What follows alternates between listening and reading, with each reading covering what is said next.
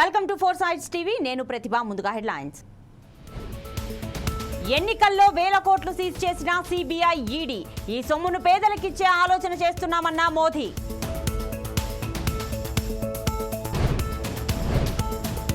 మమతాపై Kolkata BJP అభ్యర్థి సంచలన వ్యాఖ్యలు. ఎంతకు అమ్ముడుపోతున్నారని అభిజిత్ ప్రశ్న. మోదీ వెనుక 60 కోట్ల సైన్యం. గెలుపు బీజేపీదే, డౌటే లేదన్న అమిత్ షా. అరెస్ట్ అయిన కవిత చాలా ధైర్యంగా ఉన్నారు. దురుద్దేశంతోనే ఇలా చేశారన్న ఆర్ఎస్ ప్రవీణ్. ఇక డీటెయిల్స్ చూస్తే ఎన్నికల నేపథ్యంలో కోట్లాది రూపాయలను ఈడీ, సిబిఐ సంస్థలు సీజ్ చేస్తూనే ఉన్నాయి. అయితే సిబిఐ, ఈడీ సంస్థలు కేవలం విపక్షాలనే టార్గెట్ చేస్తున్నాయని, కేంద్ర ప్రభుత్వం ఈ దర్యాప్తు సంస్థలను దుర్వినియోగం చేస్తున్నదని వివిధ పార్టీల నేతలు నిరంతరం ఆరోపణలు చేస్తున్నారు. ఈ క్రమంలో తాజాగా ఓ ఇంటర్వ్యూలో మాట్లాడిన ప్రధాని మోదీ విపక్ష నేతల విమర్శలకు స్ట్రాంగ్ కౌంటర్ ఇచ్చారు. తమ ప్రభుత్వంలో దర్యాప్తు సంస్థలు సమర్థవంతంగా, పూర్తి స్వేచ్ఛాయుతంగా పనిచేస్తున్నాయని మోడీ చెప్పారు. అంతేకాదు, ఈడీ, సిబిఐ స్వాధీనం చేసుకున్న సొమ్మును ఏం చేయాలనే దానిపై సమాలోచనలు చేస్తున్నామన్నారు. కొందరు అధికారాన్ని అడ్డం పెట్టుకుని అక్రమంగా దోచుకున్నారని, వారి సొమ్మునంతా ఇప్పుడు దర్యాప్తు సంస్థలు సీజ్ చేస్తున్నాయన్నారు. అయితే ఇలా సీజ్ చేసిన సొమ్మును పేద ప్రజలకు చేర్చే ఆలోచన చేస్తున్నామన్నారు. ఇందుకు న్యాయ సలహా కోరామని ప్రధాని మోదీ తెలిపారు. ఆ సలహాలు, సూచనల మేరకు నిర్ణయం తీసుకుంటామని చెప్పారు. వెస్ట్ బెంగాల్ ముఖ్యమంత్రి మమతా బెనర్జీపై తమ్లూక్ బీజేపీ అభ్యర్థి, కోల్కతా హైకోర్టు మాజీ న్యాయమూర్తి అభిజిత్ గంగోపాధ్యాయ సంచలన వ్యాఖ్యలు చేశారు.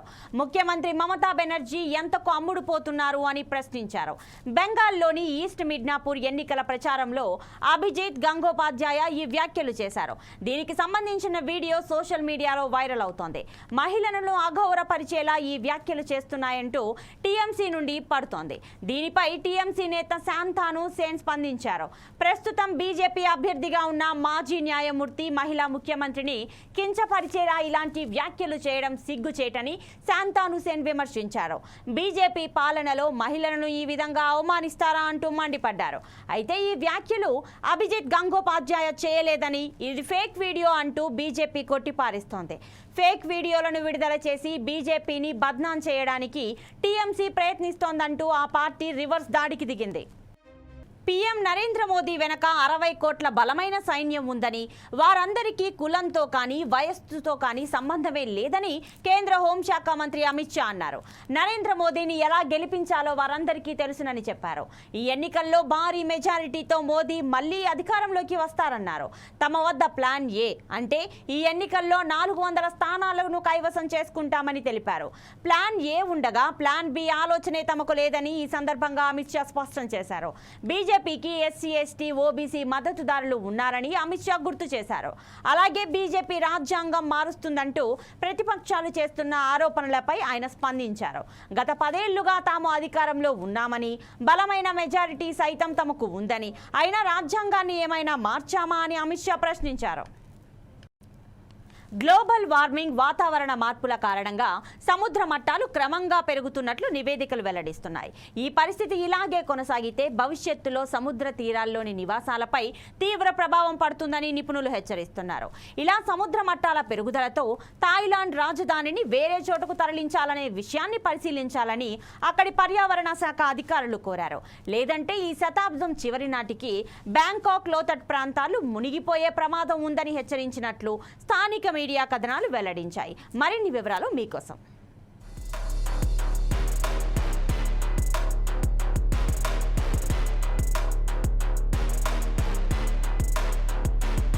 నిత్యం రద్దీగా ఉండే ఈ నగరం వర్షాకాలంలో వరద సమస్యతో పోరాడుతుంది.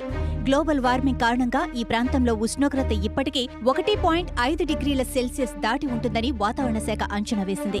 ఉష్ణోగ్రత 1.5 డిగ్రీల సెల్సియస్ దాటిన పరిస్థితుల్లో ఉంటే బ్యాంకాక్ను ఇప్పటికే సముద్ర నీరు తాకుతుందని భావించవచ్చు. ఈ ప్రమాదం నుంచి నగరాన్ని కాపాడాలి అంటే తక్షణమే తరలించాల్సిన అవసరముంది. ఇది ఎంతో క్లిష్టమైంది. కానీ సమస్యను పరిష్కరించేందుకు ప్రభుత్వం మెరుగైన చర్యలను అన్వేషిస్తోంది అని పర్యావరణ శాఖ డిప్యూటీ డైరెక్టర్ జనరల్ పావిచ్ కేస్వాంగ్ తెలిపారు. అత్యధిక వేడి, కరువుతో పాటు కాలుష్యం, వాతావరణ మార్పుల ప్రభావాలను థాయిలాండ్ ఎదుర్కొంటోంది. దీనికి కారణంగా నేషనల్ పార్కులను మూసివేయాల్సి వచ్చింది. కాలుష్యానికి ముఖ్య కారణమైన పంట వ్యర్థాల దహనానికి వ్యతిరేకంగా ప్రభుత్వం చర్యలు చేపడుతోంది. రాజధానిని పూర్తిగా మార్చడానికి ముందుగా అక్కడున్న ముఖ్యమైన వ్యాపారాలను సురక్షిత ప్రాంతాలకు తరలించే దిశగా ప్రయత్నాలు జరుగుతున్నట్లు వార్తా కథనాలు వెలువడుతున్నాయి. సముద్ర మట్టాలు పెరగటం ద్వారా ఈ శతాబ్దం చివరి నాటికి థాయిలాండ్ రాజధాని బ్యాంకాక్ మునిగిపోయే ప్రమాదం ఉందని అక్కడి వాతావరణ శాఖ అధికారులు హెచ్చరించారు.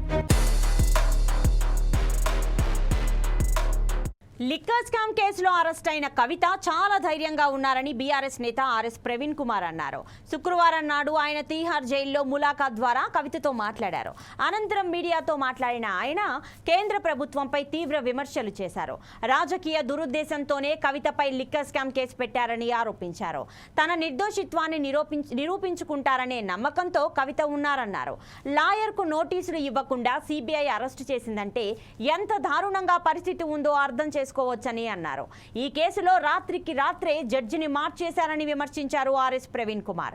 రాష్ట్ర ఆదాయాన్ని పెంచుకోవడానికి ఆయా రాష్ట్రాల ప్రభుత్వాలు పాలసీలు రూపొందిస్తాయని, ఇందులో ఉన్న వాళ్ళందరినీ దోషులుగా చేస్తామంటే ఎలా అని ఆర్ఎస్ ప్రవీణ్ ప్రశ్నించారు.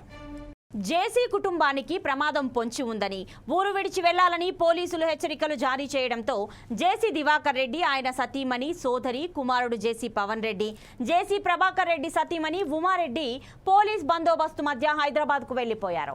ఇదిలా ఉంటే తాడిపత్రిలో జరిగిన రాళ్ల దాడి కేసులో నిందితులను పోలీసులు ఉరవకొండ కోర్టులో హాజరుపరచగా వారికి కోర్టు 14 రోజుల రిమాండ్ విధించింది. వీరందరినీ కడప సెంట్రల్ జైలుకు తరలించారు. పోలింగ్ మరునాడు జరిగిన ఘర్షణ నేపథ్యంలో సిఐ మురళీకృష్ణ చేసిన ఫిర్యాదుతో వైఎస్ఆర్ కాంగ్రెస్ పార్టీకి, టీడీపీకి చెందిన 91 మందిపై పోలీసులు కేసులు నమోదు చేశారు. అప్పుడు సిఐ పైన రాళ్ల దాడి చేయడంతో గాయాలయ్యాయి. దీంతో సిఐ ఫిర్యాదు మేరకు పోలీసులు కేసు నమోదు చేసి రాళ్ల దాడికి పాల్పడిన నిందితులను అరెస్టు చేసి కోర్టులో హాజరుపరచగా కోర్టు వారికి 14 రోజుల రిమాండ్ విధించింది. అగ్రకథానాయకుడు విజయ్ హీరోగా భారీ బడ్జెట్తో అత్యంత భారీ అంచనాల మధ్య గోడ్ సినిమా ముస్తాబవుతోంది. ఈ చిత్రానికి వెంకట్ ప్రభు దర్శకుడు, విజయ్ సరసన మీనాక్షి చౌదరి కథానాయికగా చేస్తోంది. అవతార్, అవెంజర్స్ లాంటి హాలీవుడ్ బ్లాక్ బస్టర్ కి విజువల్ ఎఫెక్ట్ అందించిన సాంకేతిక నిపుణులు ఈ చిత్రానికి పనిచేయనున్నాయి. ఈ విషయాన్ని క్రియేటివ్ ప్రొడ్యూసర్ అర్చన కల్పతి సామాజిక మాధ్యమాల వేదికగా పంచుకున్నారు. ఈ సినిమాలో గ్రాఫిక్స్ కి అత్యధిక ప్రాధాన్యం ఇస్తున్నారు. హీరో విజయ్ కోసం ప్రత్యేకంగా డీ-ఏజింగ్ టెక్నాలజీ వాడి 25 ఏళ్ల కుర్రాడిగా చూపించాల్సి రావడంతో అమెరికాలోని లాస్ ఏంజల్స్లోని స్టూడియో నిపుణులకు ఈ విజువల్ ఎఫెక్ట్ పనులు అప్పగించినట్లు సమాచారం. ఏజీఎస్ ఎంటర్టైన్మెంట్ సంస్థ నిర్మిస్తున్న ఈ చిత్రం సెప్టెంబర్ 5న ప్రేక్షకుల ముందుకొస్తోంది. యువన్ శంకర్ రాజా బాణీలు సమకూర్చుతున్నారు. చైనా రష్యా సంబంధాలు మరింతగా మెరుగుపరుచుకుంటామని రష్యా అధ్యక్షుడు వ్లాదిమిర్ పుతిన్, చైనా అధ్యక్షుడు క్సీ జిన్పింగ్లు స్పష్టం చేశారు. ఇరు దేశాల అధ్యక్షుడు చైనా రాజధాని బీజింగ్లో కలుసుకున్నారు. రష్యా చిరకాల మిత్రుడని చైనా మీడియా తెలిపింది. పుతిన్ 2 రోజుల పర్యటన కోసం బీజింగ్ చేరుకున్నారు. ఈ ఇద్దరు నాయకులు ఉక్రెయిన్, ఆసియా స్థితిగతులపై చర్చించారు. 2 దేశాల మధ్య వాణిజ్యంపై చర్చించారు.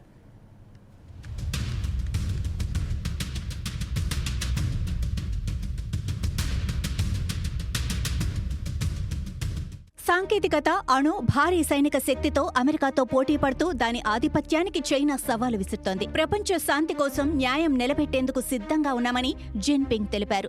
ఇరు దేశాల మధ్య హద్దుల్లేని భాగస్వామ్యం ఉందని 2022లోనే రష్యా, చైనా ప్రకటించాయి. వేల కొద్దీ ట్రూపులను ఉక్రెయిన్కు పంపిన 2 రోజుల్లోనే పుతిన్ చైనా చేరుకున్నారు. మే నెలలో మరోసారి అధ్యక్షుడిగా పదవీ ప్రమాణం చేయగానే తన మిత్రదేశమైన చైనాకు వచ్చి తన ప్రాధాన్యతలు, వ్యక్తిగత సంబంధాలను జిన్పింగ్ తో బలపరుచుకుంటానని పుతిన్ వచ్చారు. 2 దేశాల సహకారంతోనే ఈ ప్రాంతంలో స్థిరత్వం ఏర్పడుతుందన్నారు. 2 దేశాల మధ్య అవకాశవాదానికి తావులేదని రష్యా పత్రికలు ఊటంకించాయి. అణు విద్యుత్ నుంచి ఆహార సరఫరా వరకు ఇరు దేశాల మధ్య అనేక అంగీకార ఒప్పందాలపై సంతకాలు జరిగాయి. ఇదే సమయంలో రష్యాలో చైనా కార్ల పరిశ్రమను నెలకొల్పనుంది.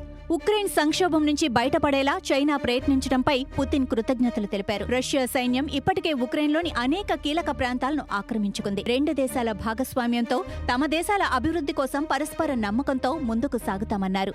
ఇరు దేశాల మధ్య అంతకు ముందెప్పుడూ లేని అపూర్వమైన అత్యున్నత వ్యూహాత్మక భాగస్వామ్యముందని పుతిన్ అన్నారు. మావో జెడాంగ్ నేతృత్వంలోని 1949లో పీపుల్స్ రిపబ్లిక్ ఆఫ్ చైనాను రష్యా గుర్తించింది. దీంతో రెండు దేశాల నాయకులు వారి 75 ఏళ్ల బంధాన్ని సెలబ్రేట్ చేసుకున్నారు. చైనా రష్యాలను అతిపెద్ద ప్రత్యర్థిగా అమెరికా భావిస్తోంది. ఈ శతాబ్దంలో ప్రజాస్వామ్యానికి నియంతృత్వాలకు మధ్య పోటీ జరుగుతుందని అమెరికా అధ్యక్షుడు జో బైడెన్ అన్నారు. చైనా తన నిఘా వ్యవస్థలు, సైనిక శక్తి, కంప్యూటింగ్, బయాలజీలో శక్తి చాటుతూ ప్రపంచంపై అమెరికా ఆధిపత్యాన్ని చైనా సవాలు చేస్తోంది. మహబూబ్ నగర్ జిల్లా సీఎం కార్యాలయం నుండి వచ్చిన దరఖాస్తులు వెంటనే పరిష్కరించాలని జిల్లా కలెక్టర్ జి రవినాయక్ ఆదేశించారు. సమీకృత కలెక్టరేట్ కార్యాలయం నుండి ప్రజావాణి కార్యాలయం నుండి వచ్చిన పెండింగ్ దరఖాస్తులు, ధరణి, మీ సేవ పెండింగ్ దరఖాస్తులు, ఇసుక పెనాల్టీలకు, లేఅవుట్ల అనుమతి తదితర అంశాలపై తహసీల్దారు, ఆర్డీఓలతో విబెక్స్ సమావేశం ద్వారా సమీక్షించి ఆదేశాలు జారీ చేశారు. ఇసుక అక్రమ మైనింగ్, అక్రమ రవాణాపై మైనింగ్ అధికారులు తనిఖీలు నిర్వహించి పెనాల్టీలు విధించాలన్నారు. ధరణి పోర్టల్లో పెండింగ్ దరఖాస్తులు రెవెన్యూ అధికారులు పరిష్కరించాలన్నారు. ఈ నెల 27న జరిగే ఎమ్మెల్సీ ఎన్నికల పట్టభద్రులు ఓటును వినియోగించుకోవాలని అసిస్టెంట్ అధికారి స్టేషన్ గన్పూర్ ఆర్డీఓ వెంకట్ అన్నారు. జనగామ జిల్లా స్టేషన్ గన్పూర్ నియోజకవర్గ కేంద్రంలోని ఆర్డీఓ కార్యాలయంలో డిఎస్ వెంకన్న మీడియా మిత్రులతో ఆత్మీయ సమావేశం నిర్వహించారు. ఈ సందర్భంగా వెంకన్న మాట్లాడుతూ ఈ నెల 13న జరిగిన పార్లమెంట్ ఎన్నికలు అన్ని విధాలుగా సజావుగా జరిగేందుకు ప్రత్యక్షంగా పరోక్షంగా సహకరించిన అధికారులకు, సిబ్బందికి, ఓటర్లకు, మీడియాకు కృతజ్ఞతలు తెలుపుతున్నారు అన్నారు. అసెంబ్లీ ఎన్నికల కంటే ఈసారి పార్లమెంట్ ఎన్నికలకు సంబంధించి ఎలాంటి లోపాలు లేకుండా అన్ని విధాలుగా సౌకర్యాలు ఏర్పాటు చేసినట్టు తెలిపారు. మన డివిజన్లో 10 పిఎస్లు, దాంట్లో ఏంటంటే గన్పూర్లో 3 పిఎస్లు ఉంటాయి. పోలీసు 3 గన్పూర్లో 2020 మంది మన గన్పూర్లో ఉంటారు. అదేవిధంగా చిల్పూర్లో 1444 మంది ఉంటారు ఓటర్లు. జఫర్గఢ్లో 1512 మంది ఉంటారు. పాలకుర్తిలో 2495 మంది ఉంటారు. కొడకండ్లలో 1305 ఉంటారు. అక్కడ టోటల్ వీళ్ళు మన గ్రాడ్యుయేట్స్ ఇక్కడ మన డివిజన్లో. యూపీలో బీజేపీ సత్తా చాటుతుందా లేదా అన్న విషయం రాజకీయంగా తేలాల్సి ఉంది. ఇక ఈ విషయంలో రాజకీయ వర్గాల్లో చర్చనీయాంశంగా మారింది. అక్కడ బీజేపీ బలమైన పార్టీగా ఉన్నప్పటికీ 2019లో ఆ పార్టీ సాధించిన ఫలితాలు పునరావృతం కావని ప్రతిపక్ష నేతలు, రాజకీయ విశ్లేషకులు అంటున్నారు.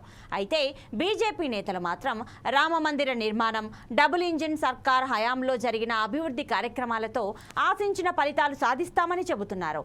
యూపీలో బీజేపీ పరిస్థితి ఎలా ఉందో తెలుసుకుందాం.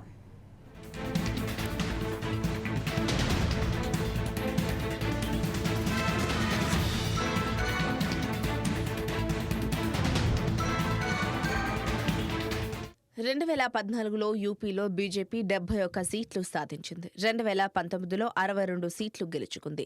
మిత్రపక్షం అప్నాదల్ మరో 2 స్థానాలను కైవసం చేసుకుంది. 2014తో పోలిస్తే 2019లో 9 సీట్లు నష్టపోయింది. ఈసారి పరిస్థితి ఎలా ఉంటుందనేది సస్పెన్స్గా మారింది.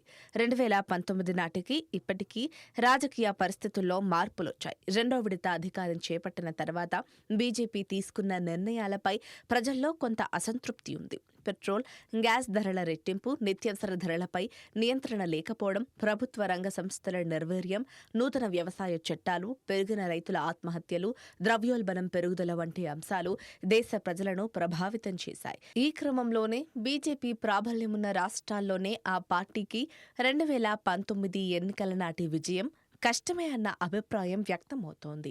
ఆర్టికల్ 370 రద్దు, రామమందిర నిర్మాణం పూర్తి, చట్టసభల్లో మహిళలకు రిజర్వేషన్ల సాకారం, ఉమ్మడి పౌరస్మృతి అమలుకు ముందడుగు, రేషన్ పొడిగింపు తదితర అంశాలతో ఈసారి ఎన్నికలను బీజేపీ చాలా సానుకూలంగా ప్రారంభించింది. 2014-2019 ఎన్నికల్లో ఆ పార్టీకి చెప్పుకునేందుకు ఇన్ని అవకాశాలు లేవు. అయినప్పటికీ ఈ అంశాలన్నీ ఓటర్లను ఏ మేరకు ప్రభావితం చేయగలవో చూడాలి. అదే సమయంలో మోడీకి 2019 నాటి ఇమేజ్ లేదనే వాదన కూడా వినిపిస్తోంది. నాటితో పోలిస్తే విపక్షాలు కూడా కొంత బలపడ్డాయి. యూపీలో ఈసారి ఇండియా కూటమి బీజేపీకి గట్టి పోటీ ఇస్తుందని అంటున్నారు. సమాజ్వాదీ పార్టీ యూపీలో బలమైన పార్టీ. అది కూటమిలో చేరడం కూటమికి ప్లస్ అవుతుందని భావిస్తున్నారు. ఇండియా కూటమి, ఎన్డీఏ కూటమి మధ్య హోరాహోరీ పోరు జరగవచ్చని అంటున్నారు. రాహుల్ పాదయాత్ర ప్రభావం కూడా కాంగ్రెస్ శ్రేణుల్లో కొంత కదలిక తెచ్చింది. అంతకు ముందుతో పోలిస్తే కాంగ్రెస్ వ్యూహాత్మకంగా అడుగులు వేస్తోంది. కూటమి మిత్రులను కలుపుకుపోతోంది. యూపీలో బీజేపీ నేతృత్వంలోని ఎన్డీఏ, కాంగ్రెస్ నేతృత్వంలోని ఇండియా కూటముల మధ్య పోటీ కేంద్రీకృతమై ఉండగా మాయావతి సారథ్యంలోని బీఎస్పీ ఒంటరిగా పోటీ చేస్తోంది. ఓవైసీ ఎంఐఎం కూడా యూపీలో ఓ స్థానిక పార్టీతో కలిసి తన ఉనికి కోసం పోరాడుతోంది. ఇండియా కూటమితో పోలిస్తే పలు సామాజిక వర్గాలను ఎన్డీఏ కూటమి తమ వైపున పువ్వు తిప్పుకున్నప్పటికీ ఈసారి గతంలో లేనంతగా బలమైన పోటీని ఎదుర్కొంటోంది.